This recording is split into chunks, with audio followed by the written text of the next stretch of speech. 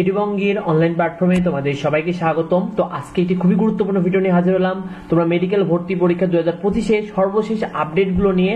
তাই ভিডিওটি সম্পূর্ণ সবাই দেখো।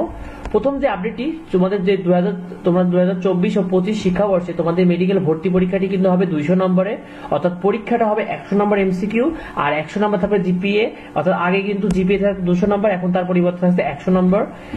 তোমাদের যে এসএসসি তোমাদের যে পয়েন্ট আছে, তোমাদের এসএসসি রেজাল্ট 10 দিয়ে গুণ করতে হবে, অর্থাৎ তোমরা যদি কেউ 5 পয়েন্ট পাও সেক্ষেত্রে 10 দিয়ে গুণ করে হবে 50 নম্বর। এটা তোমাদের মেডিকেল ভর্তি পরীক্ষায় 50 নম্বর থাকবে জিপিএ, আর এইচএসসি জিপিএ থাকবে 50 নম্বর। দেখো 10 দিয়ে গুণ করতে হবে, অর্থাৎ তোমার পয়েন্টকে 10 দিয়ে গুণ করলে যেটা হবে সেটা তোমাদের অর্থাৎ এবার মেডিকেল ভর্তির এইচএসসি পয়েন্টের নাম্বার। তারপর দেখো গুরুত্বপূর্ণ বিষয়, সেকেন্ড টাইমে তোমরা যারা আছো সেকেন্ড টাইমের জন্য অনেক সুখবর। তোমাদের 5 নম্বরের পরিবর্তে কাটা হবে 3 নম্বর, অর্থাৎ এবার 3 নম্বর কাটা হবে, আগে 5 নম্বর করে কাটা হতো। তোমরা যারা ইমপ্রুভমেন্ট দিয়েছো তোমরা ভর্তি পরীক্ষা অবশ্যই অংশগ্রহণ করতে পারবে এবং তোমাদের এর জন্য কোনো মার্ক কাটা যাবে না। আবেদনের যোগ্যতা দেখো, যারা এসএসসি 2021 ও 22 দিয়েছো এবং এইচএসসি 2023 ও 24 দিয়েছো তারা পরীক্ষা দিতে পারবে।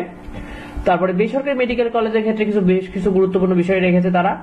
একটি হলো মেডিকেল ভর্তি পরীক্ষা যদি তোমরা 40 নম্বর পাও সেক্ষেত্রে বেসরকারি মেডিকেলে ভর্তি হতে পারবে, তবে একটি কথা বলে দিয়েছে যে 30,000 মেধাক্রম থাকতে হবে। এটা কিন্তু গত বছরে ছিল যে 30,000 মেধাক্রম থাকতে হবে, আর তার আগে থেকে কিন্তু 40 নম্বর পেলে তো বেসরকারি মেডিকেলে ভর্তি হতে হতো। তো এটা নিয়ে কিন্তু এখনো পুরো চূড়ান্ত সিদ্ধান্ত তারা নেয়নি।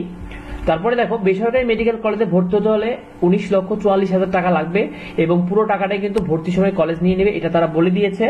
আচ্ছা, তারা বলেছে তবে আরেকটি বিষয় রাখতে পারবে, বলেছে যে ভর্তির সময় যদি এই টাকাটা 60% দেয় এবং পরের 1.5 বছরে কিন্তু 20% দিতে হবে এবং শেষে একদম শেষ যে 3.5 বছর আছে সেই সময় বাকি যে 20% টাকা সেটাকে তোমাদেরকে দিয়ে দিতে হবে যারা বেসরকারি মেডিকেলে ভর্তি হবে।